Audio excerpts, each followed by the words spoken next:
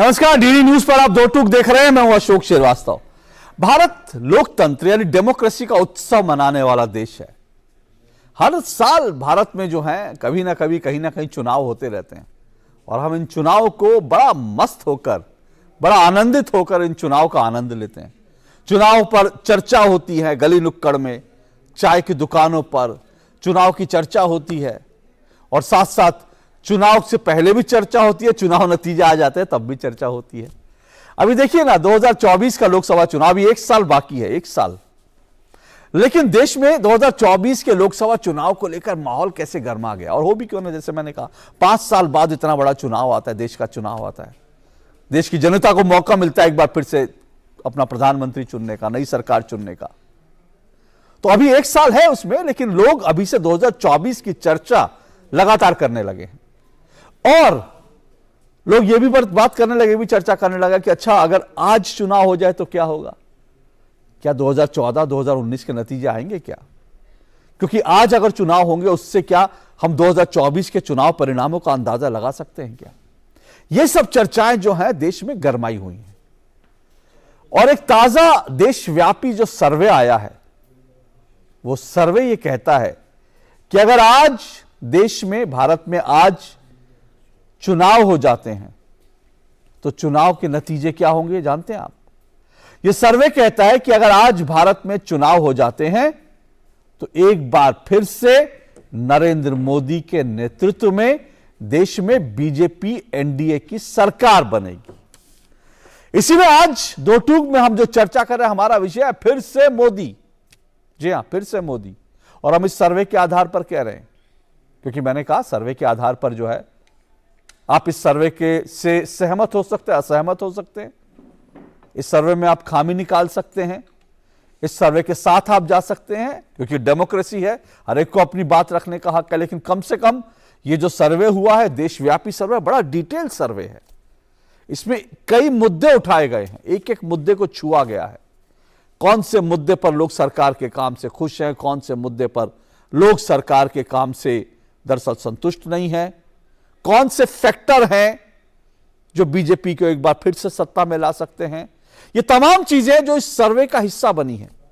और इस सब सर्वे की जो सबसे बड़ी खास बात है, जो इस सर्वे के नतीजे में दिखती भी है, और जो आज सर्वे के अलावा भी अगर आप जाएंगे, सर्वे को अगर आप साइड में रख दें और उसके अलावा भी अगर आप जाएंगे, तो देश का जो माहौल है उसके अनुसार वो बात यह है कि 9 साल बाद, लगातार 9 साल सत्ता में रहने के बावजूद भी प्रधानमंत्री नरेंद्र मोदी की लोकप्रियता बरकरार है।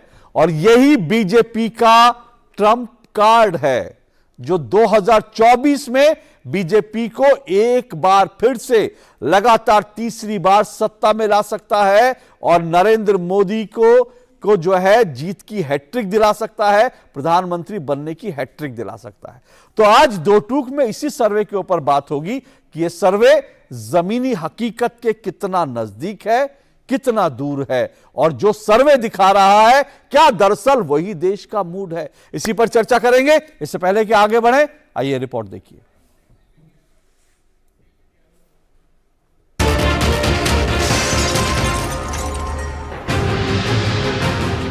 आज दिल्ली में भाजपा मुख्यालय में प्रधानमंत्री नरेंद्र मोदी के नेतृत्व में पार्टी की चुनाव समिति की बैठक हुई।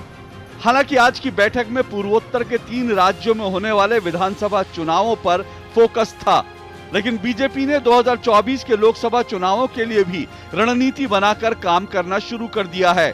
2024 के लोकसभा चुनावों में अभी 1 साल बाकी है, लेकिन अगर आज देश में चुनाव हो जाते हैं तो एक बार फिर नरेंद्र मोदी का प्रधानमंत्री बनना तय है।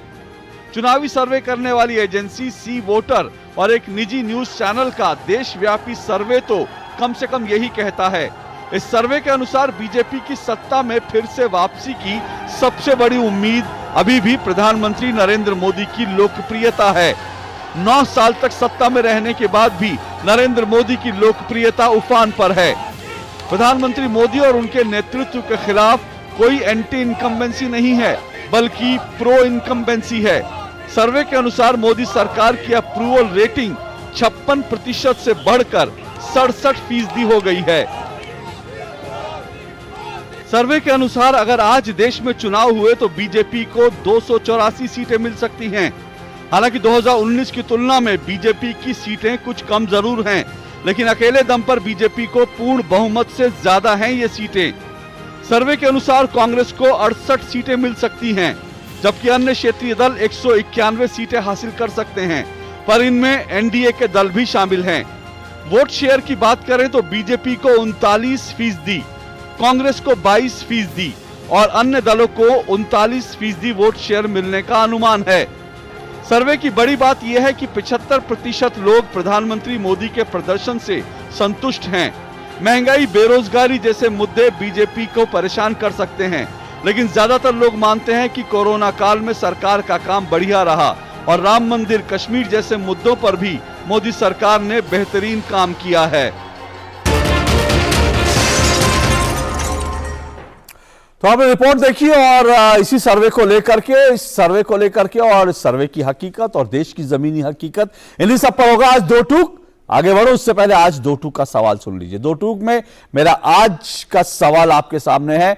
दो टूक में मेरा आज का सवाल, 9 साल बाद भी मोदी मैजिक है बरकरार, देशव्यापी ताजा सर्वे कितना असरदार। जी हां, 9 साल बाद भी जारी है मोदी मैजिक बरकरार, देशव्यापी ताजा सर्वे कितना असरदार, मेरा सवाल है। और मेरे साथ चर्चा करने के लिए 4 मेहमान जो हैं वो जुड़ चुके हैं। आइए चारों मेहमानों का परिचय करवा दूं। मेरे साथ बीजेपी से जुड़े हैं राजीव पांडे जी, बीजेपी की तरफ से। कांग्रेस से मेरे साथ डॉली शर्मा जुड़ रही हैं। मेरे साथ बृजमोहन श्रीवास्तव जुड़ रहे हैं, एनसीपी के प्रवक्ता हैं।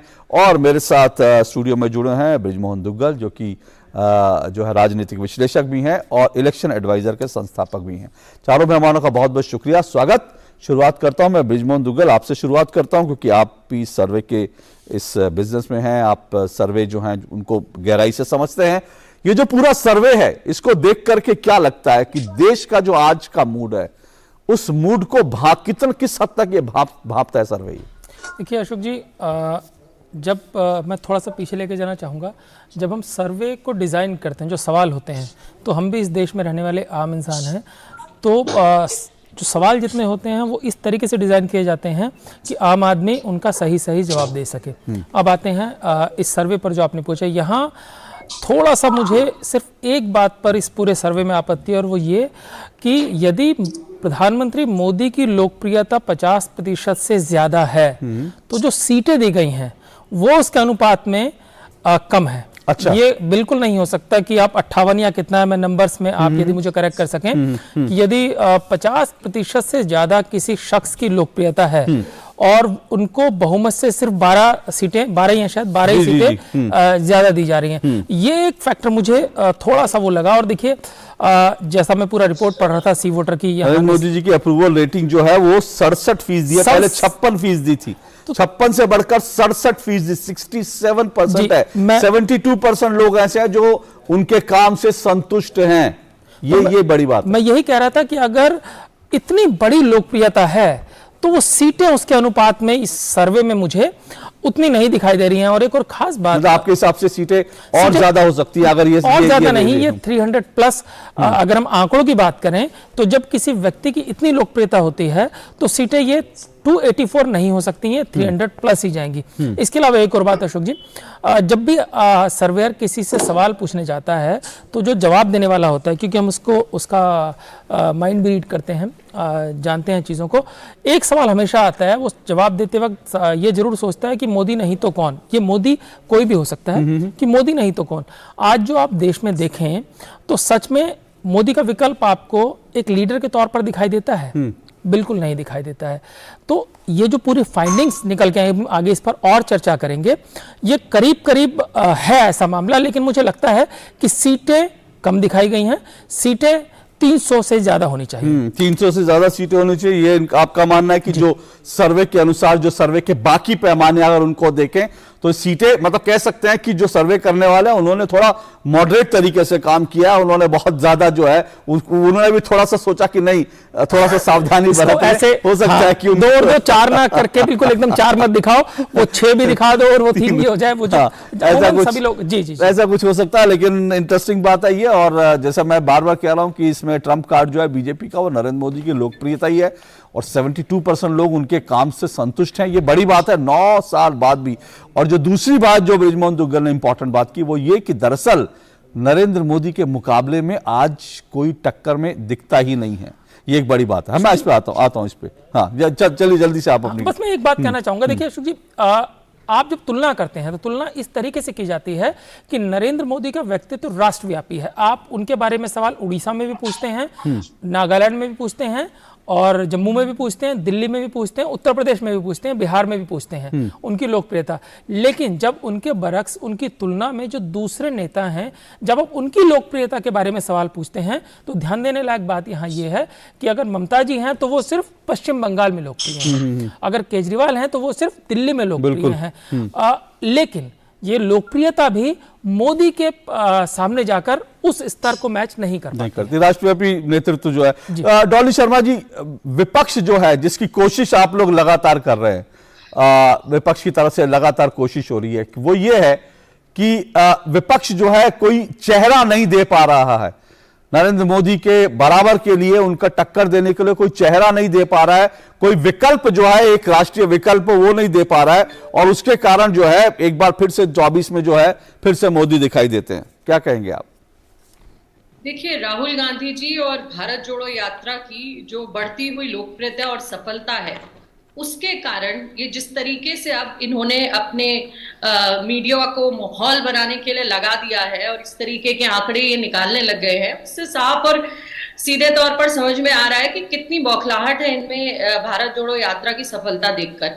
लगातार 2024 के लिए ये माहौल बनाने का प्रयास कर रहे हैं, लगातार इस तरीके की चीजें अब लाने लगे हैं। ये 2024 की चर्चा अभी से करने लग गए हैं, जबकि जमीनी मुद्दे जो है, मरी, अनएम्प्लॉयमेंट आप देखिए और महंगाई, इन मुद्दों पर कोई चर्चा नहीं होती।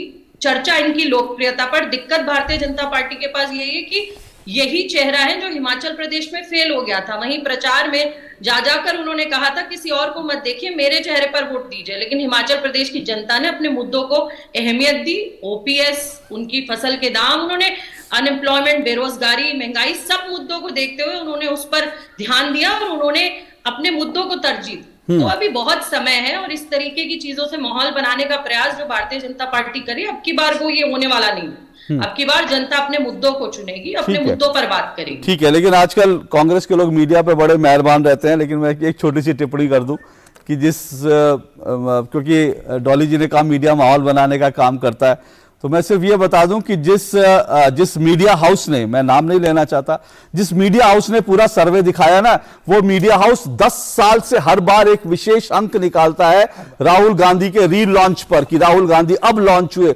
राहुल गांधी का नया अवतार, राहुल गांधी का ये और ये शायद ये अभी थोड़े दिन पहले भी उन्होंने यात्रा शुरू होने से पहले भी राहुल गांधी जी को लॉन्च करके दिखाए थे। तो मीडिया पर आरोप लगाने से पहले थोड़ा सा हमें बैलेंस रहना चाहिए, क्योंकि वही मीडिया जो है, मैं फिर कह रहा हूं कि वही मीडिया हाउस राहुल गांधी को हर साल री लॉन्च करता है। अब उसने अगर एक सर्वे दिखाया तो ठीक है, अपनी आपकी जो है। लेकिन मैं आपके पास आऊं, इससे पहले मैं राजीव जी आपके पास आऊं। ब्रिज जी, एक छोटा सा कमेंट मैं आपसे जरूर लेना चाहूंगा। जो डॉली जी ने कहा वो ये कि वो कह रही कि हिमाचल में भी तो यही चेहरा थे। ठीक बात है, हिमाचल में, फिर भी हिमाचल में क्यों नहीं मैजिक चला? देखिए, फिर तो गुजरात का सवाल ले आइए आप। गुजरात में देखिए क्या होता है अशोक जी, यहाँ हम बात लोकसभा की कर रहे हैं। राज्यों में और लोकसभा में एक बेसिक फर्क है। लोकसभा में आपने पिछली बार के और उससे पिछली बार के भी मोदी के भाषण सुने होंगे, जो साफ तौर पे वो कहते हैं कि मैं हूं, आप मुझे वोट दे रहे हैं, आप जो अपने सांसद को वोट दे रहे हैं तो मुझे वोट दे रहे हैं। और लोकसभा में जब इंसान वोट डालने जाता है, ऐसे उदाहरण है कि राज्य में किसी और की सरकार बन गई, किसी और को वोट दिया, और लोकसभा में मोदी को वोट दिया।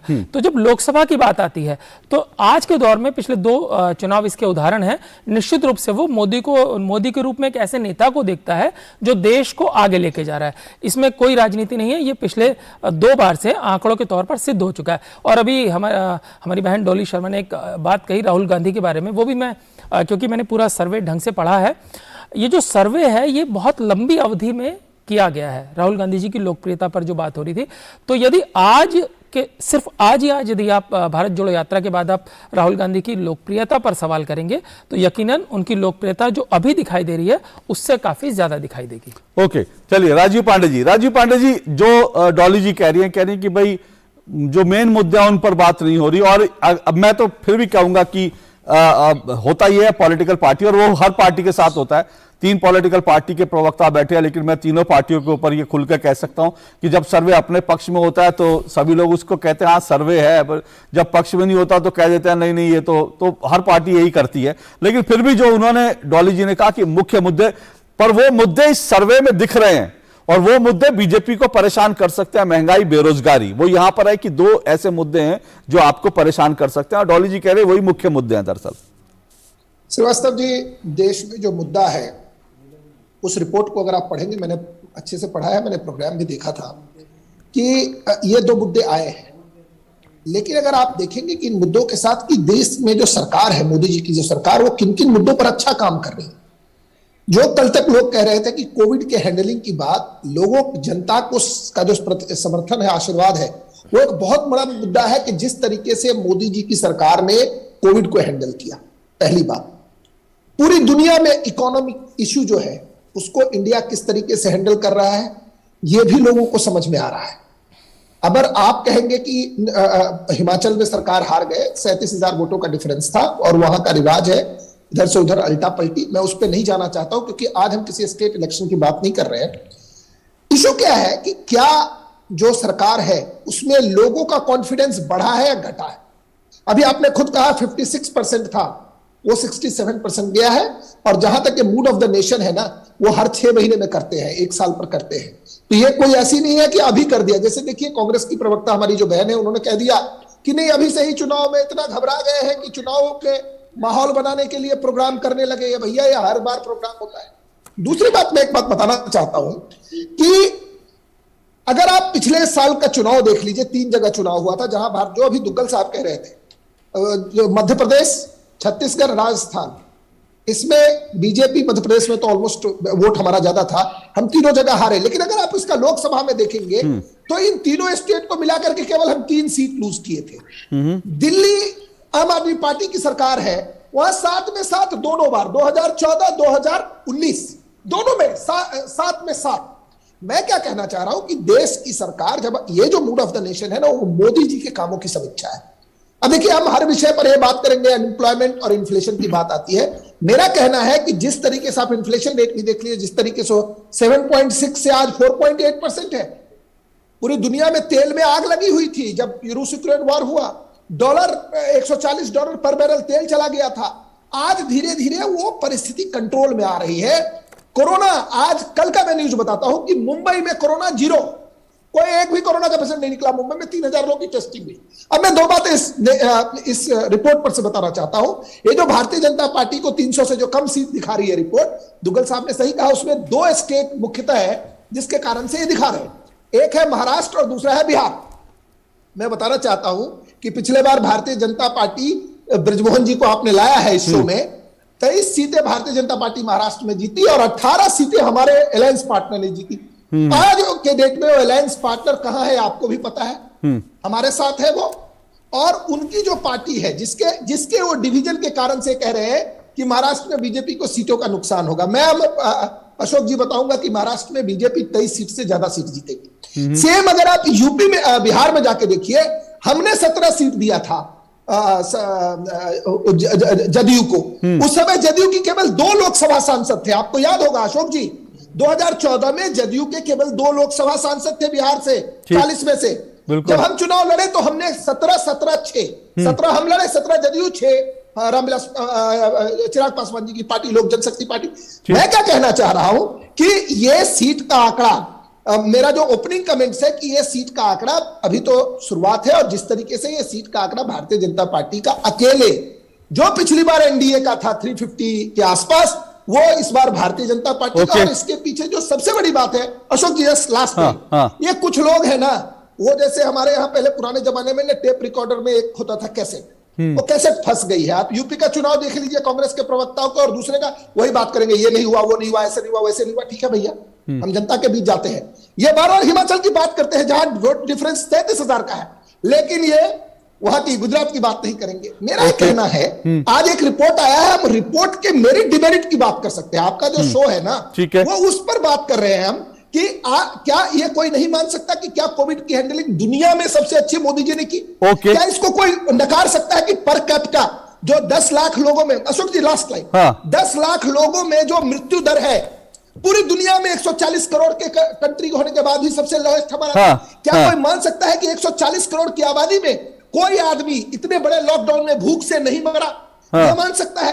क्या जीएसटी 1.5 लाख करोड़ के करीब पिछले 1 साल से है? क्या कोई मान सकता है? नहीं मान सकता है। और क्या मेक इन इंडिया का काम जो आज जिस तरीके से सरकार, आजकल आपने 26 जनवरी का परेड देखा, क्या क्या हमने खुद बनाया है मोदी जी के 8, बस लास्ट लाइन, मोदी जी के 9 साल के कार्यकाल में क्या क्या खुद बना है, ये कल देश की जनता ने देख लिया है। मेरा मानना है कि सबको नोट करना चाहिए। धन्यवाद। चलिए इस तमाम मुद्दे आपने रखे। मैं बृजमोहन जी आपके पास आ रहा हूं। बृजमोहन श्रीवास्तव जी, जो मैंने एक मूल सवाल उठाया था, डॉली जी ने महंगाई और बेरोजगारी की बात की जो इस सर्वे में है, और वो एक इशू है, उसमें कोई दो राय नहीं।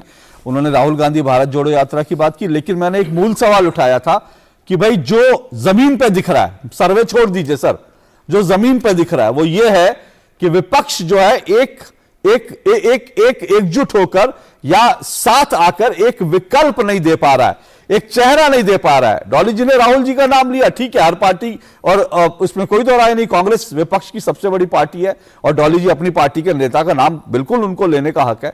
लेकिन बड़ी बात यह है कि अगर आज इस प्रोग्राम में मेरे साथ अगर मैं टीएमसी को, टीआरएस को, किसी को भी बैठा लेता तो वो तुरंत नकार देते, क्योंकि टीएमसी साफ तौर पर कह चुकी है कि भाई क्षेत्रीय दलों की ओर से प्रधानमंत्री होंगे, ममता जी भी उसमें दौड़ में शामिल है, तो क्षेत्रीय दल के, तो एक विकल्प जो देना है, जनता यह देख रही है कि विपक्ष विकल्प नहीं दे पा रहा है। अशोक जी, देखिए कि सारी कवायद है किस चीज को लेकर, सारी कवायद इस बात को लेकर है कि इस बात को भारतीय जनता पार्टी बेहतर तरीके से जानती है कि विपक्ष के पास आज कोई ऐसा सर्वसम्मत नाम नहीं है जिस पे कि सारे लोग एकत्रित, वो इसी मुद्दे को जिंदा रखना चाहते हैं। हम लोगों की अपनी पूरी कोशिश यह है कि जहां जहां क्षेत्रीय दल अपने ढंग से ताकतवर है, वहां वो अपने आप को मजबूती से खड़ा करें, वहां वो भारतीय जनता पार्टी के खिलाफ एक अच्छी रणनीति बनाए, उनके उम्मीदवारों को वहां पे चुनाव हराए, और उसके बाद सारे लोग बैठकर सामूहिक रूप से तय करें जिसके पास जितने सांसद होंगे, क्योंकि ये सारा काम इस बात पे तय होता है कि किस पार्टी के पास कितने सांसद जीत के आए। जो सबसे ज्यादा जीतने वाली पार्टी होगी उससे पूछा जाएगा भाई आप क्या चाहते हैं, और उसके हिसाब से बाकी का सारा काम चले। ये एक सैद्धांतिक बात जो चल रही है वो ये। ब्रिज जी आपको रोक रहा हूं, दो बातें, दो चीजें। एक तो आपने कहा बीजेपी जिंदा रखे, देखिए बीजेपी जिंदा क्या रखेगी, इस मुद्दे को विपक्षी जिंदा रखे हुए है। विपक्ष के नेता खुद तैयार नहीं होते बैठने के लिए, इसमें बीजेपी तो मजा ले सकती है, बीजेपी मजा ले रही है कि भाई ठीक है लड़ो। और जो आपने कहा ना सर कि लड़ेंगे, मैं आपको बता दूं, मैंने कहा आज मैं टीएमसी को नहीं रखा, मैं आप जैसे प्रखर विद्वान को रखना चाहता था जो जमीनी हकीकत थोड़ा ज्यादा, लेकिन टीएमसी साफ तौर पर, मैं अपने शो में बता रहा हूं, टीएमसी के प्रवक्ता ऑफिशियल आधिकारिक रूप से कह चुके हैं कि जब देवेगौड़ा जी प्रधानमंत्री बन सकते हैं तो ममता जी 40 की 40 सीटें जीतेंगी और हम प्रधानमंत्री। वो ये नहीं कहते कि सबसे ज्यादा जो जीतेगा उसके बात होगी और उस समय बैठ के वो कहते हैं जी देवेगौड़ा बन सकते हैं तो हम तो 40 सीटें जीतेंगे बंगाल में, हमारी ममता दीदी बनेंगी। वो तो ये साफ तौर पर कहते हैं। नहीं, अच्छी बात है। अगर समझिए कि ये मौका 40 की 40 सीटें जीत के आते हैं, और मैं कहता हूं ममता जी एक भी सीट जीत के नहीं आती, अपन परिकल्पना करते हैं, लेकिन सारे लोग ये कहते हैं कि जो ममता जी को प्राइम मिनिस्टर बनाना है, वो सारा जितना विपक्ष के नेता हैं उनके पास इतना मत है कि वो अपनी सरकार बना सके, आदरणीय ममता जी बन जाएगी। उनमें क्या कमी है, क्यों नहीं बनना चाहिए उनको? ऐसा उनमें क्या कमी है कि वो प्रधानमंत्री के पद के लायक नहीं है? मैं तो कहता हूं कि इस देश का एनसीपी से प्रपोज कर रहे हैं आप, नाम क्या? हाँ बिल्कुल कर रहा हूं, एनसीपी क्या बुराई है इसमें? ठीक है, हाँ बिल्कुल ठीक है। मैं कह रहा हूं कि अगर सारे लोग मिलकर तय कर लेते हैं, अब सारे लोग फिर आप, मैं तो कह रहा हूं एनसीपी बता देना कि भाई एनसीपी कह रही है ममता जी होंगी, तो फिर उसके बाद कह रहा हूं ना कि अगर ममता जी के सारे विपक्ष के उस समय जितने सांसद हैं वो तैयार हो जाते हैं, और मैं तो कह रहा हूं कि अगर वो एक भी सीट जीत के नहीं आते, वो सारे लोग तैयार हो जाते हैं, तो क्या बुराई है? मैं कहता हूं नीतीश कुमार जी को क्यों नहीं बनना चाहिए, क्या कमी है? बहन मायावती में क्या कमी है? आदरणीय अखिलेश यादव जी में क्या कमी है? आदरणीय शरद पवार जी में क्या कमी है? तो मैं इस पर नहीं जा रहा, मैं अभी इस मुद्दे पे जा रहा हूं। अभी ये जो सर्वे हुआ, ये सर्वे 6 महीने का है। इसमें 6 महीने पहले जब ये सर्वे हुआ था तो इसमें आदरणीय मोदी जी की जो लोकप्रियता थी वो 56%। अभी 67 है, 11% का फर्क पड़ा है। मैं एक्चुअली अभी आंकड़े पूरे देख रहा था, मैं ये समझ नहीं पा रहा कि ये 11% किन मुद्दों को लेके बढ़ा। 370 पहले से तय किया जा चुका है, इस पे एक लंबा समय हो गया।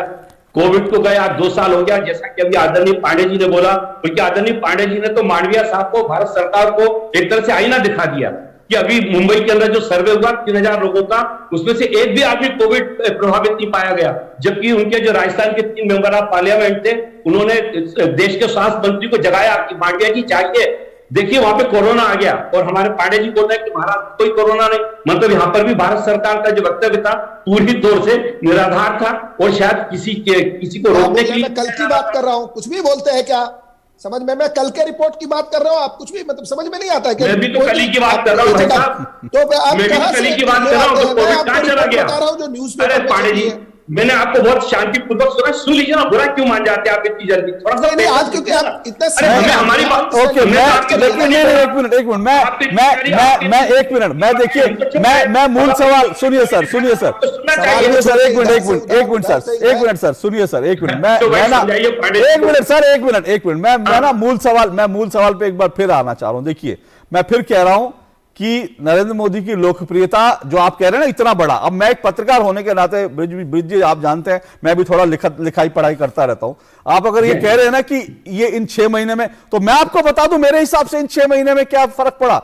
इन 6 महीने में सबसे बड़ा फर्क यह पड़ा, लोगों ने एक बार फिर देख लिया कि विपक्ष में किस तरह से सिर फुटावल हो रही है। लोग एक बार फिर देख रहे हैं कि कोई किसको बुला रहा है, वो नहीं आ रहा, एक उधर भाग रहे, एक उधर भाग रहे।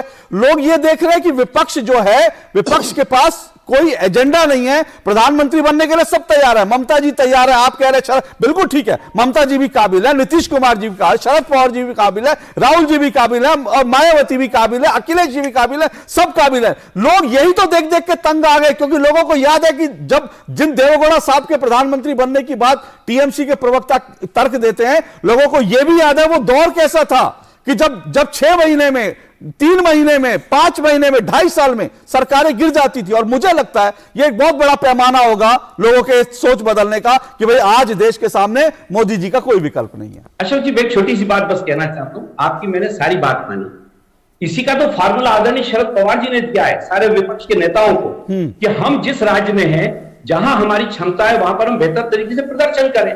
फॉर्मूला मान कौन रहा है ब्रिज जी? ये फॉर्मूला सबकी जेब में है ब्रिज जी, लेकिन फॉर्मूला मान कौन रहा है? सवाल तो वही है। अशोक जी, एक बात को तो स्वीकार हमको भी करना पड़ेगा और सारे लोगों को करना पड़ेगा कि नरेंद्र मोदी जी के रूप में भारतीय जनता पार्टी के पास एक बहुत बेहतर नेता है, इससे कोई इनकार नहीं कर सकता, यह हकीकत है। लेकिन प्रश्न ये उठता है, क्या इस हकीकत के आगे हम अपने हथियार डाल दें? नहीं, बिल्कुल क्या इसके कारण हम पे घर बैठ जाएं? बिल्कुल। क्या इसके कारण हम लोगों के बीच में जाना बंद कर दें? निश्चित रूप से हमको भी अपनी पूरी शक्ति लगाना होगी, क्योंकि हम ये मानते हैं कि इस देश में जो नफरत का वातावरण बना है, जो देश के अंदर एक आदमी पैसे कमाने के बाद बचत करना भूल गया है। आज एक आदमी अगर अपनी बिटिया की शादी करना चाहता है तो उसके पास 1 ग्राम सोना खरीदने के लिए पैसा नहीं है। आप महंगाई की क्या बात करते हैं? महंगाई का मुद्दा यहाँ पे, अगर आज 2010 में अगर कोई अपनी बिटिया की शादी करना चाहता तो 10 ग्राम सोना दे सकता था। आज मैं अपनी बेटी को विदा करने के लिए 1 ग्राम सोना खरीदने की स्थिति में नहीं हूं। ओके सर, ठीक है सर, फिर बिल्कुल ठीक है। ओके सर, आप जो बिंदु रख रहे हैं मैं उस पर भी डिबेट को आगे ले जाऊंगा, लेकिन मैं फिर कह रहा हूं कि सवाल सबसे बड़ा फिर यही है, आप जो कह रहे हैं बिल्कुल विपक्ष को हथियार नहीं डालने, विपक्ष को क्यों हथियार डालना चाहिए, लेकिन सवाल ये नहीं सर, मेरा सिर्फ मैं 1 मिनट सर, राजीव जी मैं 1 मिनट, लेकिन फिर मैं कह रहा हूं विपक्ष हथियार नहीं डाले, विपक्ष लड़े, लेकिन लड़ने के लिए एक स्ट्रैटेजी होना जरूरी होता है। विपक्ष में उस स्ट्रैटेजी का या फिर एक सामूहिक स्ट्रैटेजी का अभाव दिखता है। ब्रिज जी आप जल्दी से कमेंट कर दीजिए, मैं ब्रेक पे जाऊंगा, फिर उसके बाद मैं सिर्फ इतनी बात कहना चाहूंगा इस पूरे मैं ब्रिज दुग्गल जी से कहता हूं, माफ कीजिएगा, आज दो ब्रिज हैं, इसलिए दिक्कत होगी। ब्रिज दुग्गल, देखिए ये जो विपक्ष की बात, बहुत 1 मिनट में खत्म करूंगा, जो बात होती है ना विपक्षी एकता की, थोड़ा सा पीछे चलेंगे। पिछले चुनाव में यूपी में मायावती जी और अखिलेश जी का समझौता था। ऊपरी स्तर पर समझौता होना, विपक्षी एकता होना एक बात है अशोक जी, और उसको वोट के तौर पर कन्वर्ट होना वो एक दूसरी बात है। ममता जी तो बंगाल में ऑलरेडी मजबूत हैं, शरद पवार महाराष्ट्र के सर्टन एरियाज में ऑलरेडी मजबूत हैं, आरजेडी बिहार में मजबूत है, ये एक फैक्ट है, लेकिन क्या आरजेडी दिल्ली में या यूपी में मजबूत है? क्या एनसीपी यूपी में मजबूत है, बिहार में मजबूत है? तो देखिए, जो विपक्षी एकता की बात आती है, अपने अपने राज्यों में तो ये भारतीय जनता पार्टी और मोदी से लड़ ही रहे हैं, ये साथ आकर के क्या ये मोदी का मुकाबला कर पाएंगे? सवाल ये नहीं कर पाते हैं। उसकी एक वजह बता देता हूं जल्दी से 30 सेकंड में। नीचे स्तर पर हर लोकसभा सीट में हर प्रमुख पार्टी के नेता होते हैं जिनकी महत्वाकांक्षा होती है, कुछ चुनाव लड़ चुके होते हैं, कुछ लड़ना चाहते हैं। ऊपरी स्तर पर समझौता हो जाता है, ये सच्चाई है। लेकिन मान लीजिए मैं दिल्ली की बात करता हूं, ईस्ट दिल्ली में, या मैं थोड़ा बाहर चलाता हूं, गाजियाबाद की बात कर लेता हूं, सबको समझ में आएगा। गाजियाबाद में कांग्रेस भी लड़ना चाहती है, मजबूत नेता है। समाजवादी पार्टी भी लड़ना चाहती है, मजबूत नेता है। बहुजन समाजवादी पार्टी भी लड़ना चाहती है, मजबूत नेता है। ऊपर समझौता हो गया, लेकिन जब आप इलेक्शन में गए तो क्या वो सारे नेता इस कदर एक साथ हुए कि वोट ट्रांसफर करवा दिया मोदी के साथ? ये नहीं होता है, ये नहीं होता है। इसलिए मोदी आगे हैं। जब उनके नेता में झगड़े शुरू हुए, बिल्कुल ठीक बात है। एग्जैक्टली बिल्कुल आप ठीक कह रहे हैं। मैं एक तो समझ नहीं पाए। मैं छोटा सा तो ब्रेक लेता सही हूं। ओके मैं एक छोटा सा ब्रेक लेता हूं। मैं फिर कह रहा हूं कि ऊपर से भी हो जाता है। और दूसरी बात एक ये भी जरूर है कि सवाल यह है कि क्या कांग्रेस आम आदमी पार्टी को दिल्ली में 7 की 7 सीटें देने के लिए तैयार होगी? क्योंकि आम आदमी पार्टी तो कहती है कि भाई सारा हमारा दिल्ली हमारी है। तो और दूसरी बात यह है कि अगर शरद पवार जी जाकर ममता जी की मदद करना चाहेंगे तो वो क्या मदद करेंगे, या ममता जी अगर जाकर शरद पवार जी की महाराष्ट्र में मदद करना चाहेंगी तो वहां उनका डब्बा गोल है। तो ये भी फैक्टर्स हैं जमीन के जो हमको समझने पड़ेंगे। लेकिन आऊंगा इस छोटे से ब्रेक के बाद।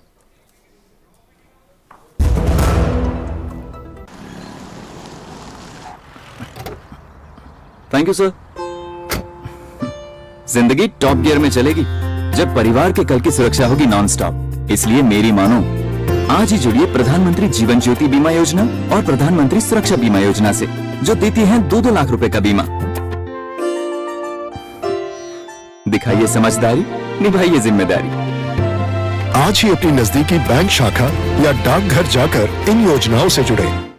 करदाता ध्यान दें, देर न करें। यदि आपने अब तक अपने आधार को अपने पैन से लिंक नहीं किया है तो ये आखिरी मौका है। आप अपने आधार को अपने पैन से 31 मार्च 2023 तक 1000 रुपए की लेट फीस देकर लिंक करवा सकते हैं। आधार को पैन से लिंक करने के लिए www.incometax.gov.in पर जाएं और लिंक आधार पर क्लिक करें और निर्देशों का पालन करें। ऐसा न करने पर आपका पैन इनऑपरेटिव हो जाएगा। पैन इनऑपरेटिव होने पर आप अपनी टैक्स रिटर्न फाइल नहीं कर पाएंगे। पेंडिंग रिटर्न्स और रिफंड प्रोसेस नहीं होंगे। डिफेक्टिव रिटर्न्स के केस में पेंडिंग कार्यवाही खत्म नहीं होगी। आपकी पेमेंट से टैक्स ऊंचे रेट पर कटेगा। याद रखें, सभी पैन होल्डर्स के लिए 31 मार्च 2023 तक अपने आधार को पैन से लिंक करना अनिवार्य है। प्रत्येक आयकरदाता एक राष्ट्र निर्माता। Come on boys, let's go practice. अरे रुक यार, मेरे बैंक अकाउंट में गलत एंट्री का प्रॉब्लम हो गया। अरे तो बैंक को कंप्लेन करना। बैंक को लिखे 1 महीना हो गया है, बट वो गुगली पे गुगली डाले जा रहे हैं। तो आरबीआई के लोकपाल को इन्फॉर्म करो। रुक, मैं समझाता हूँ। जैसे क्रिकेट में 3rd अंपायर, वैसे ही आरबीआई का ओम्बुड्समैन। आरबीआई कहता है अगर बैंक आपकी कंप्लेंट को 1 महीने में नहीं सुलझाता तो आप आरबीआई के कंप्लेंट मैनेजमेंट सिस्टम पर ऑनलाइन कंप्लेंट कर सकते हैं। ये आरबीआई का आसान तरीका है आपकी कंप्लेंट सुलझाने का। फ्री। आरबीआई कहता है जानकार बनिए, सतर्क रहिए।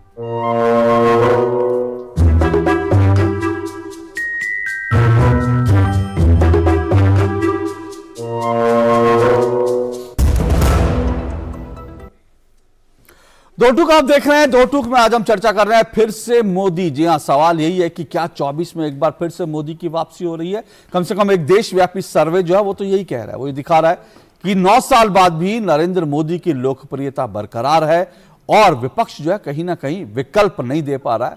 और एक बार फिर से 2024 के बाद बीजेपी अकेले दम पर पूर्ण बहुमत में आती हुई दिख रही है। इन्हीं सब पर चर्चा कर रहे हैं हम। 4 मेहमान मेरे साथ जुड़े हैं। राजीव पांडे बीजेपी से, डॉली शर्मा कांग्रेस से जुड़ी हुए हैं, बृजमोहन श्रीवास्तव मेरे साथ जुड़े हुए हैं, एनसीपी के प्रवक्ता हैं, और मेरे साथ बृजमोहन दुग्गल जुड़े हैं, नेशनल जो इलेक्शन एडवाइजर के संस्थापक हैं, राजनीतिक विश्लेषक हैं। डॉली शर्मा जी, आपने मुद्दों की जो बात करी वो मुद्दे इस सर्वे में भी दिख रहे हैं। ऐसा नहीं है कि मुद्दे नहीं है और देश में इन पर बात नहीं हो रही, ये मुद्दे हैं, लोगों के लिए नजर में मुद्दे हैं, लेकिन एक सामूहिक रणनीति जो है विपक्ष की जो दिखनी चाहिए वो कहीं नहीं दिख रही। और शायद एक बड़ा कारण है कि यहां पर जो है बीजेपी को टक्कर नहीं दे पा रहा विपक्ष। देखिए, सीधी और साफ बात है, भारतीय जनता पार्टी ने देश के जिस तरीके से सारे संस्थानों को जकड़ कर रखा है, जो विपक्ष की पार्टी या जो विपक्षी दल इनके खिलाफ बोलने लगता है पूरे जबरदस्त तरीके से, उसी के यहाँ ईडी चली जाएगी, उसी के यहाँ सीबीआई चली जाएगी, उसी को ये लोग हर तरीके से दबाने का प्रयास करेंगे। एमएलए किस तरीके से ये खरीदते हैं और किस तरीके से 5 स्टार होटलों में, जिन राज्यों में इनकी सरकार है, वहां ले जाकर बिठा देते हैं और वहां बिठाने के बाद चुनी हुई सरकारों को ये गिराते हैं। ये पूरा देश देख रहा है। और 10,000 करोड़ से ज्यादा देश के टैक्स पेयर का पैसा इन्होंने मोदी जी के प्रचार में खर्च किया है। दिन रात ये लोग सिर्फ मोदी जी का प्रचार करते हैं। हर जगह मोदी जी की तस्वीर दिखेगी आपको। पेट्रोल पंप पे चले जाइए, आप कोविड के सर्टिफिकेट पे देख लीजिए, अरे जो कोविड के जो वैक्सीनेशन के वजह से मौत हुई लोगों की, उन सर्टिफिकेट्स पे भी फिर फोटो लगाइए आप। 10,000 करोड़ से ज्यादा। आज मोदी जी की सुरक्षा में अगर चूक हो गई होती तो पूरे देश के चैनल डिबेट कर रहे होते, लेकिन कश्मीर जैसे इलाके में आज राहुल गांधी जी की सुरक्षा में जो इतनी भारी चूक हुई और कोई पुलिस का व्यक्ति नहीं था, वहां सेवा दल के लोगों ने दोनों तरफ से रस्सियां पकड़ी। जब उस परिवार से 2 लोग, 2 प्रधानमंत्रियों की हत्या की गई, आज उस पर कहीं कोई चर्चा नहीं है। पूरा का पूरा अमली जामा, पूरा का पूरा तंत्र लगा दिया। डॉली शर्मा जी सुनिए, डॉली शर्मा जी 1 मिनट, मैं आपको, डॉली शर्मा जी आपको 1 मिनट करेक्ट कर रहा हूं मैं। डॉली शर्मा जी 1 मिनट, डॉली जी 1 मिनट, डॉली जी 1 मिनट, डॉली जी 1 मिनट सुनिए, 1 मिनट सुनिए। मैं आपको मैं सिर्फ आपको करेक्ट कर रहा हूं। जो आप कह रही है ना, हमारे डीडी न्यूज में ही 5 बजे के शो में राहुल जी पर चर्चा हुई है और मैं खुद आज कम से कम 3 शो मैंने देखे, 3 बड़े चैनल के शो, क्योंकि मैं जहां पर बैठता हूं, जहां रिसर्च करता हूं, मेरे पास सारे टीवी चैनल सामने आ रहे होते हैं। कम से कम 3 बड़े देश के राष्ट्रीय चैनलों पर मैंने डिबेट इसी मुद्दे पर देखी। दिक्कत यही है डॉली जी कि हमेशा मीडिया को आप पीटते रहेंगे, मीडिया को कह देंगे मीडिया ये नहीं कर रहा, वो नहीं कर रहा। सवाल आप अपनी पार्टी की तरफ अंदर देखना चाहिए। मैं फिर कह रहा हूं कि आज राहुल जी पर डीडी न्यूज ने भी चर्चा की है और साथ साथ देश के 3 बड़े, कम से कम जो मैंने देखे, मैं हिंदी चैनलों की बात कर रहा हूं, अंग्रेजी चैनलों की मैं बात ही नहीं कर रहा। तो कृपया नहीं, सुन लीजिए, तो कृपया मीडिया पर आरोप लगाने से पहले थोड़ा फैक्ट चेक कर लिया करिए। मीडिया आपको बहुत दिखाता है, अच्छा खासा दिखाता है, ये मत कहिए कि आज ब्लैकआउट कर दिया। प्लीज बोलिए। नहीं, मैंने आपको क्या कहा, जिस तरीके से पूरा तंत्र लगाया जाता है, 10,000 करोड़ से ऊपर मोदी जी के प्रचार में खर्च हुआ है देश के। ये आंकड़ा कहां से आप है, ये आंकड़ा, इस आंकड़े का सोर्स बताइए। 10,000 करोड़ मोदी जी की पब्लिसिटी में लगाया गया, ये आप क्या है? लीजिए। हाँ बताइए। 10,000 करोड़ मोदी जी की पब्लिसिटी में कहा, ये आंकड़ा क्या है? एक मिनट नहीं, मैं डॉली जी मैं समझ नहीं पाया वो आंकड़ा क्या, एक बार बता दीजिए फिर, क्योंकि देखने से समझ में नहीं आ रहा ये कहां का स्रोत है। ये फिर मैं राजीव जी से सवाल पूछूंगा ना कि 10,000 करोड़ क्या मोदी जी की प्रचार पे खर्च हुआ, ये आंकड़ा कहां से आया है? आप बताइए ना। दिन रात अरे मैं आपसे पूछ रहा हूँ, आपने मैडम कहा पंपों पे दिखाया जाता है क्या? नहीं डॉली जी आपने, नहीं 10,000 का नहीं, डॉली जी प्लीज, डॉली जी प्लीज, मैंने सिर्फ एक minute, Rajiv ji please, Rajiv ji 1 minute रुकिए, मैं आपको मौका दूंगा। डॉली जी आपने एक आंकड़ा दिया, सुनिए डॉली जी प्लीज, मैं कुछ नहीं, मैं वो आप जो आरोप लगा रही है आपका स्वागत है, राजीव जी उसका जवाब देंगे, मुझे कोई आपत्ति नहीं है। मैं सिर्फ ये पूछ रहा हूं कि आंकड़ा कहां से आपके पास है कि 10,000 करोड़ मोदी जी के प्रचार पे खर्च हुआ। आपने मीडिया को लेकर बताया, मैंने बता दिया, मैंने डिबेट देखी, तो कृपया वो फैक्ट बताएं 10,000 करोड़ का आंकड़ा कहां से आया? मैंने तो आपको अभी दिखाया ना, ये पब्लिक मतलब नहीं, दिखने से समझ क्या है वो सोर्स क्या है, मुझे एक बार पढ़ के बता दीजिए वो रिपोर्ट का सोर्स क्या है। ये देखिए, the central government spend close to 10,000 crore on publicity. factly.com। factly.com जी देख लीजिए, ये आप गूगल करिएगा और बहुत सारी आपको मिल जाएंगी। factly.com मैं चलिए मैं भी गूगल कर लेता हूं जो आप खबर कह रहे हैं, लेकिन Rajiv ji New Indian Express, PM Modi misused ₹10,000 crore public money to boost his own image. बहुत सारी खबरें हैं सर। राजीव जी जवाब दीजिए। देखिए श्रीवास्तव जी, इस तरीके की बातों पर जवाब देने के से पहले मैं आपको बताना चाहता हूं कि कांग्रेस और जो विपक्ष के लोग हैं ना, वो इमोशन में कुछ ऐसा बोल जाते हैं। एक साकेत गोखले करके टीएमसी का स्पोक्स पर्सन है, उसने ऐसे ही एक झूठ फेक न्यूज चलाया था, आजकल जेल में है, शायद आपको पता होगा। इसलिए मैं सबसे अनुरोध करूंगा कि जो फैक्चुअल बहस है वो नहीं सर, वो जेल में एक और कारण से भी है, अभी ईडी के कारण से भी जेल में है। हालांकि मैं ये भी बता दूं, ये भी बता दूं उसके ऊपर गंभीर आरोप क्या है, कोरोना के नाम पर जो नहीं एक आरटीआई लगाने के नाम पे क्राउड फंडिंग की वो पैसा गबन कर दिया। मैं वही कह रहा हूं। जी मेरी बात कंप्लीट है, क्योंकि वैसे भी आप मीडिया चैनल वाले आज इस शो में भारतीय जनता पार्टी को 1/3 समय दे रहे हैं और 2/3 विपक्ष को समय दे रहे हैं, तो मुझे मेरे समय में बीच में डिस्टर्ब ठीक है, बोलिए। मेरी 2-3 बातें कहनी है। तो ये फैक्चुअल रिपोर्ट जो है ना, सेंट्रल गवर्नमेंट का पब्लिसिटी पे खर्चा करना और मोदी जी पर खर्चा करना है, दोनों में बहुत अंतर है। ये उतना ही अंतर है जितना वेव करना और राइट ऑफ करना। ये कांग्रेसियों को समझा के मैं थक गया कि राइटिंग ऑफ और वेविंग ऑफ अलग होता है। मैं आता हूं विषय पर। आपने 2 बातें कही कि विकल्प कहां है। मान लीजिए अशोक जी, इन्होंने विकल्प किसी को लगा दिया, ब्रजमोहन जी को बना दिया। अरे पॉलिसी क्या है? आपने ब्रजमोहन जी ने जो हमारे साथ चुनाव जीत करके आए, उनके साथ इन्होंने सरकार बना ली। यहां पर महाराष्ट्र में हुआ क्या? 100 करोड़ की पर मंथ उगाही, 2 कैबिनेट मिनिस्टर जेल में, एक तो अभी भी सड़ रहा है, वो तो आतंकवादियों के साथ उसके कनेक्शन है, इन्हीं के पार्टी का है, अभी जो उनको एक जेल में है, दूसरा अभी बेल पर आया है। सारे आरोपों को हाई कोर्ट ने सारे आरोपों को निष्प्रभ कर दिया। गलत जानकारी दे रहे हैं, गलत जानकारी। हाईकोर्ट ने क्या बोला?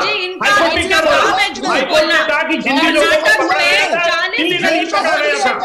एक एक करके प्लीज, एक एक करके बोलिए, एक मिनट, एक करके प्लीज। अरे मेरा निवेदन है, रुकिए डॉली जी रुकिए, ब्रिजमोहन जी रुकिए, एक करके। देखिए मैं ऐसे डिबेट नहीं कर रहा था, एक मिनट रुकिए, एक मिनट राजीव जी, डॉली जी मैं ऐसे डिबेट नहीं कर रहा था, ब्रिजमोहन जी मैं ऐसे डिबेट नहीं कर रहा था। मैंने आपको टाइम दिया, उनको टाइम दिया, बीच में नहीं। लेकिन नवाब मलिक के बारे में आपने कहा, एक मिनट राजीव जी आपके पास आऊं, नवाब मलिक अभी जेल में ही है, जिनका जिक्र उन्होंने किया वो मत बोलिए। राजीव जी हाँ बोलिए।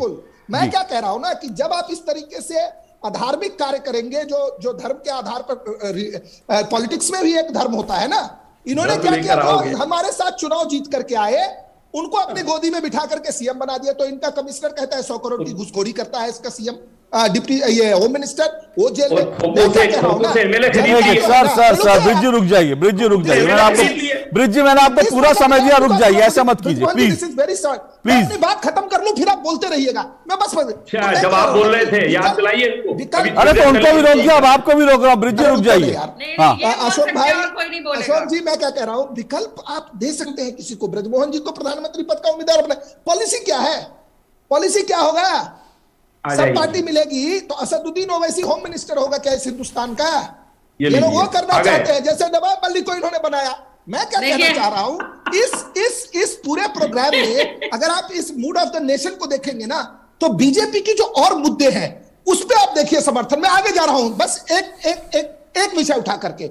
लगभग 70% लोगों ने कहा है कि यूसीसी होना चाहिए। कांग्रेस को आने दीजिए मैदान में कि हम यूसीसी का विरोध करेंगे। 53% लोगों ने कहा है कि लव जिहाद एग्जिस्ट करता है और हमारी सरकार, मैं महाराष्ट्र की बात कर रहा हूं, हम इसके खिलाफ कानून लाए। अब क्या विषय है? एक तो है कि डेवलपमेंटल इश्यूज, और जो विषय है जो जनता चाहती है। देखिए जब हम अब एक विषय लेकर के गए, चाहे वो राम मंदिर का मुद्दा हो या आर्टिकल 370 का, हमने ऐसे तो नहीं बना दिया ना। हमने पहले, हम जनता के बीच में अपने मैनिफेस्टो में लिखते हैं। अशोक जी, हम बीजेपी अपने मैनिफेस्टो में विषय लिखती है, जनता का जब आशीर्वाद मिल जाता है। कोर्ट ने फैसला दिया है उस पर। कांग्रेस ने यही कहती ना, तो कोर्ट का फैसला होगा। कोर्ट ठीक का है, ऑर्डर है, ठीक। आपने नहीं किया, अब आप मेरी कोर्ट बात ने किया। बीच में क्यों बोल रहे हो? अब आप ये क्रेडिट भी लेना चाहते हैं, ठीक है, आपको एक अनुरोध है मेरा। हम क्रेडिट दो नहीं विषय ले रहे, अभी हम pending कोर्ट है। को क्रेडिट दे रहे काशी हैं। और मथुरा आपकी में तरह नहीं हर क्रेडिट। चीज का क्रेडिट नहीं लेना। राहुल गांधी जी को काशी मथुरा में कर सेवा करवाइए, क्रेडिट मिल जाएगा। भेजिए अरे राहुल आपके गांधी को प्रधानमंत्री जी काशी और कहते हैं मथुरा में, मुसलमानों को काशी साथ मथुरा में लो। चलिए। बस अरे बस आप बस साथ क्या है? देखिए दिक्कत क्या है, दिक्कत क्या है, देश को दिक्कत एक क्या है, करने की सुनिए बात सुनिए करो दिक्कत कभी, क्या है, बांटने की एक मिनट बात एक मिनट, करो। दिक्कत तो क्या है, मैं बेटा, सुनिए एक मिनट, कोई सबकी आवाज नीचे बेटा कर, हिंदू सबकी आवाज मुस्लिम जरा का नीचे कर नहीं दीजिए, कर सकते। सबकी आवाज बंद कर दीजिए। मैं आज चिल्लाना नहीं चाहता था, और मेरी आवाज ब्रिज जी आप जानते हैं, डॉली जी शायद पहली बार जुड़ी हैं, राजीव जी ब्रिज जी जानते हैं कि मेरी आवाज आप सबसे ऊंची है, और मैं जब चिल्लाने लगूंगा तो आप सबकी आवाज नीची हो जाएगी। लेकिन मैं आज चिल्लाना नहीं चाहता था, कसम से मैं चाह रहा हूं कि हम एक अच्छी डिबेट करें, स्वस्थ डिबेट करें। तो कृपया जो बोल रहे हैं, एक मिनट राजीव जी, एक मिनट रुकिए, मैं आपको जो बोल रहे हैं उनको बोलने दीजिए, उसके बाद आप उसको रिबेटल कीजिए ना, मैं आपको मौका दे रहा हूं। लेकिन हाँ, कुछ सवाल जो बीच में उठेंगे वो उन सवालों पर आने में कोई दिक्कत नहीं है, लेकिन वो सवाल आप पूछ लीजिए, मैं बैठा हूं, मैं सवाल पूछ लूंगा अगर इधर उधर की बात करेंगे। बोलिए राजीव जी, अपनी बात कंप्लीट मैं कीजिए। केवल दो बातें कह रहा हूं कि इस पूरे मूड ऑफ द नेशन में जो हमने काम किया है, जो विषय आपने बार बार कहा है कि महंगाई और अनएम्प्लॉयमेंट का विषय लोग जानना चाहते हैं, सरकार उस पर काम कर रही है। मैंने कहा कि 7% से 4.8% होलसेल प्राइस इंडेक्स नीचे आएगा। जिस तरीके से जो नंबर बढ़ रहे हैं पीएफ रजिस्ट्रेशन का, तो ये अनएम्प्लॉयमेंट का भी विषय धीरे धीरे बिकॉज ऑफ कोविड और इतनी बड़ी वॉर की वजह से जो भी परिस्थिति खराब है ये हुई। जो सबसे बड़ी बात है कि ये सब लोग पॉलिसी बना करके जब तक जनता के बीच में आए, मोदी बीजेपी की स्टेटेड पॉलिसी हर विषय पर, इकोनॉमिक पॉलिसी है, फॉरेन पॉलिसी है, जो हम यूसीसी लाने की बात कर रहे हैं वो हमारे मैनिफेस्टो में है। हम जो जैसे स्टेट वाइज हम ला रहे हैं, हम जैसे महाराष्ट्र में लव जिहाद के खिलाफ कानून बनेगा तो बनेगा। मैं क्या कह रहा हूं, हम जनता के बीच में अपने विषय को लेकर, अशोक जी लास्ट लाइन में एक लाइन कह रहा हूं जल्दी से, कि जिसको भी जो करना है इस राजनीति में, अगर आर्टिकल 370 को हमने गलत हटाया तो राहुल गांधी जी को अपने मैनिफेस्टो में लिख देना चाहिए, सरकार आएगी तो लगा देंगे वापस। सिंपल बात है ना, और अगर जनता उनको समर्थन कर देगी तो लग जाएगा। ओके ओके ओके, चलिए मैं एक ब्रेक ले रहा हूं, ब्रेक के बाद आता हूं, क्योंकि जो मुद्दे उठाए वो इंपॉर्टेंट है, चाहे राम मंदिर कश्मीर, क्योंकि मैं नहीं, क्यों अभी कश्मीर का जिक्र हुआ, इससे पहले राम मंदिर का जिक्र हो, ये इंपॉर्टेंट बात इसलिए है क्योंकि सर्वे में भी दिखा इन मुद्दों पर सरकार ने जो कुछ किया लोग उसके साथ खड़े हैं। लेकिन इन्हीं मुद्दों पर डॉली जी और ब्रिज जी ने जरूर कहा कि भाई जो है राम मंदिर जो है कोर्ट के फैसले, बिल्कुल कोर्ट के फैसले से है, लेकिन इस पर विपक्ष जो है वो भ्रमित भी दिखता है लोगों को, और यह भी वजह है कि इन मुद्दों का श्रेय चाहे कोर्ट के फैसले से हुआ हो, सरकार के पक्ष में जाता दिखता है। मैं आऊंगा इस ब्रेक के बाद।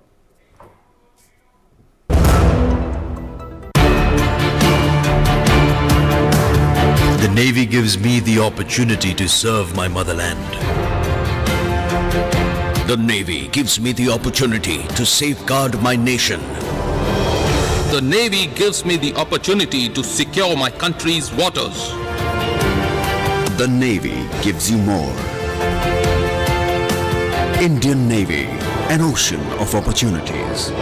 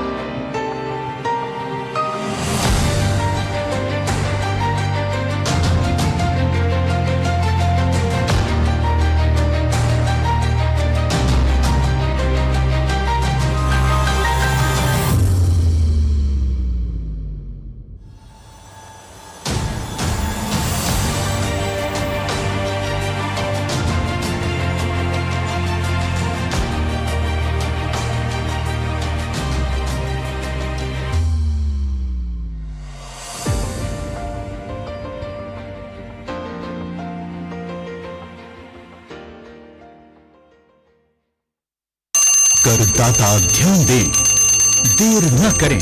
यदि आपने अब तक अपने आधार को अपने पैन से लिंक नहीं किया है तो ये आखिरी मौका है। आप अपने आधार को अपने पैन से 31 मार्च 2023 तक 1000 रुपए की लेट फीस देकर लिंक करवा सकते हैं। आधार को पैन से लिंक करने के लिए www.incometax.gov.in पर जाएं और लिंक आधार पर क्लिक करें और निर्देशों का पालन करें। ऐसा न करने पर आपका पैन इनऑपरेटिव हो जाएगा। पैन इनऑपरेटिव होने पर आप अपनी टैक्स रिटर्न फाइल नहीं कर पाएंगे। पेंडिंग रिटर्न्स और रिफंड प्रोसेस नहीं होंगे। डिफेक्टिव रिटर्न्स के केस में पेंडिंग कार्यवाही खत्म नहीं होगी। आपकी पेमेंट से टैक्स ऊंचे रेट पर कटेगा।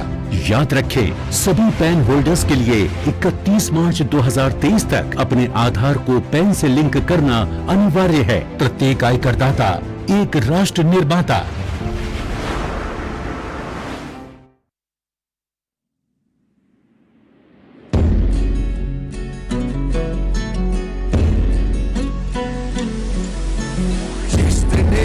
Langon pe Spartan pe gyal khapi Sondo soso jani serce na sosyas peski talbi Rikshum chos luk soso inna kyagar yulir gyutin Gel kapıçento Spartadan perivai Lada mimas kuni Mina solvamos lami Kagara me gelda Tuz gyumstan polusi Ricardo Sunchada Tundes Beji Gyuri Yagara Megalda Tuz Gyurs Dan Polusi Ricardo Sunchada Tundes Beji Gyuri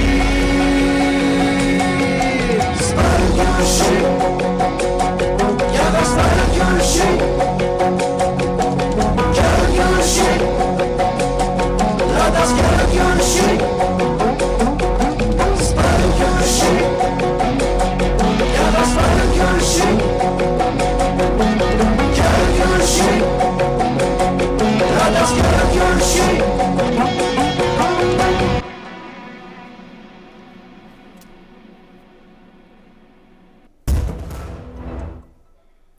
दो टूक आप देख रहे हैं फिर से मोदी। आज हम इसी पर चर्चा कर रहे हैं कि एक बार फिर से जो सर्वे आया है, देशव्यापी सर्वे, वो ये दिखाता है कि नरेंद्र मोदी की लोकप्रियता बरकरार है और अगर आज भी देश में चुनाव हो जाए तो बीजेपी अकेले अपने दम पर पूर्ण बहुमत हासिल कर लेगी। नरेंद्र मोदी एक बार फिर से प्रधानमंत्री बनेंगे। लेकिन इससे पहले कि मैं आगे बढ़ूं, मेरे पास समय कम है, पर जल्दी से एक बात कहता हूं। प्रवक्ताओं की जो डिबेट करने के लिए आते हैं उन सबकी और तमाम पार्टी में, किसी पॉलिटिकल पार्टी का, सभी प्रवक्ताओं की एक आदत होती है, उनको लगता है टेलीविजन डिबेट में हम कुछ भी बोलें कोई फर्क नहीं पड़ता, लोगों को सुनाएंगे और उसके बाद इधर उधर हो जाएंगे।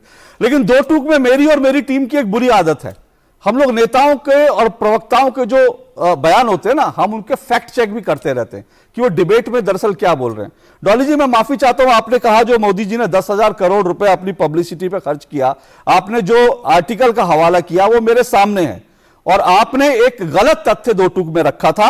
ये 10,000 करोड़ रुपया ये देश की सरकारों ने पिछले 16 सालों में खर्च किया है। 16 सालों में डीएवीपी का खर्च है ये। और डीएवीपी प्रधानमंत्री का ही प्रचार नहीं करता, डीएवीपी तमाम मंत्रालयों का प्रचार करता है। और ये 16 करोड़ जो है, ये 16 साल का आंकड़ा है, 10,000 करोड़, जिसमें 10 साल यूपीए की सरकार भी थी। तो डॉली जी, प्लीज आपसे निवेदन है कि मैं और सभी प्रवक्ताओं से निवेदन है, कोई भी फैक्ट जब आप डिबेट में रखें तो उसको जांच परख कर रखें। जनता, और मैं फिर कह रहा हूं, दिक्कत यही है विपक्ष के साथ, विपक्ष जब प्रधानमंत्री नरेंद्र मोदी पर हमला करता है ना, तो ये फैक्ट चेक नहीं करता। उसको लगता है कि कुछ भी कह के नरेंद्र मोदी पर हमला करेंगे और उससे लोकप्रियता बढ़ेगी, ऐसा नहीं होता। ब्रिज जी, आप क्या कहेंगे? मैं फिर कह रहा हूं ना कि आप नरेंद्र मोदी पर हमला कीजिए, बहुत सारी आपको, लेकिन आप गलत मुद्दे उठाएंगे, नरेंद्र मोदी को आप गाली देंगे, अनाप शनाप सवाल उठाकर अनाप शनाप आरोप लगा देंगे, अगले दिन आप धराशायी हो जाएंगे, तो फिर उसका दुष्परिणाम ही होगा ना।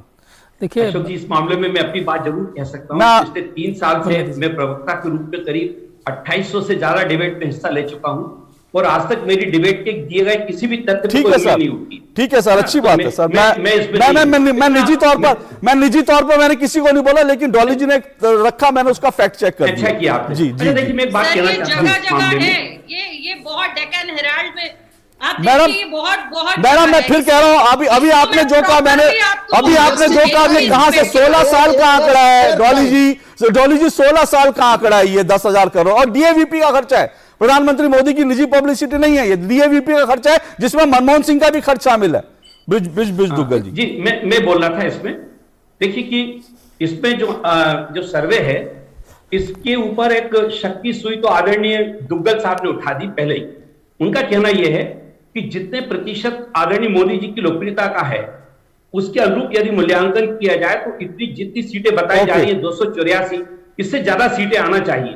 इससे ये 284 सीटें से ज्यादा आनी चाहिए। ठीक है सर, मतलब एक तरह से इन्होंने सर्वे के ऊपर तो आदरणीय दुग्गल साहब ने ओके, चलिए दुग्गल जी क्या आपने सर्वे की विश्वसनीयता पे सवाल उठा दिए हैं क्या?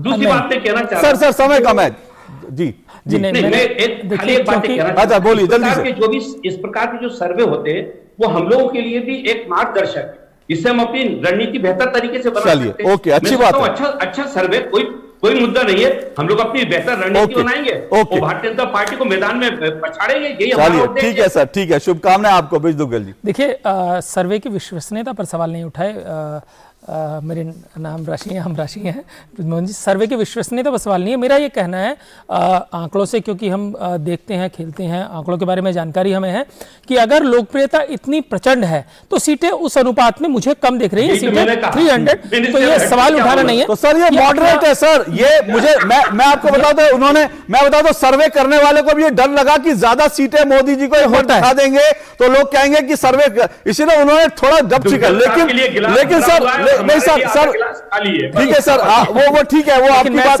उनके लिए आधा गिलास वो बात आपकी सही है सर। आप गिलास को देख के, सर्वे को देख के नतीजे निकालते रहे, लेकिन जमीनी हकीकत जो है, मैं फिर कह रहा हूं, वो विपक्ष के लिए खतरे की घंटी बजा रही है, और वो विपक्ष में दिखा रहा है विपक्ष किस तरह से जो है रणनीति बनाने में विफल रहा है।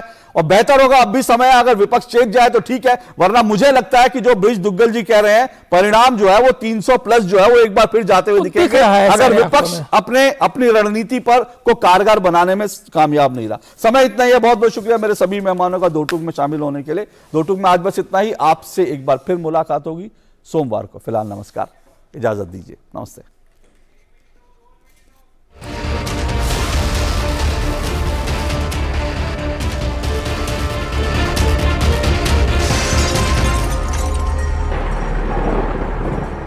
दो टूक के प्रायोजक थे वंडर सीमेंट। जब दिल में हो जज्बात तभी होती है एक परफेक्ट शुरुआत।